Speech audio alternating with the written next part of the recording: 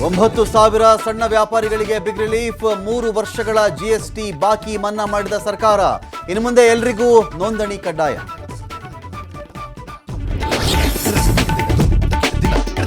CM ಕಾರ್ಯಕ್ರಮಕ್ಕೂ ಮುನ್ನ ಕಲಾಸಿಪಾಳ್ಯದಲ್ಲಿ gelatine ಪತ್ತೆ.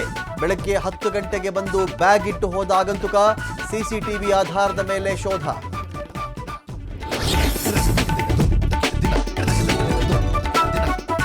ಧರ್ಮಸ್ಥಳ ಗ್ರಾಮದಲ್ಲಿ ನಿಗೂಢ ಸಾವು ಕೇಸ್. ಸಮಾಧಿಯಿಂದ ಸತ್ಯ ಹೊರತೆಗೆಯಲು 20 ಪೊಲೀಸರ ನಿಯೋಜನೆ. ಹೊರ ಜಿಲ್ಲೆಯ ಸಿಬ್ಬಂದಿಗೆ ಹೆಚ್ಚು ಆದ್ಯತೆ.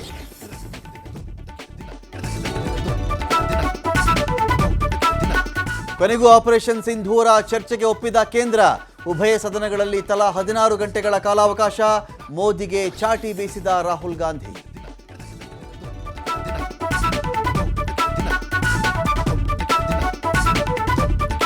ಅಹಮದಾಬಾದ್ ವಿಮಾನ ದುರಂತ.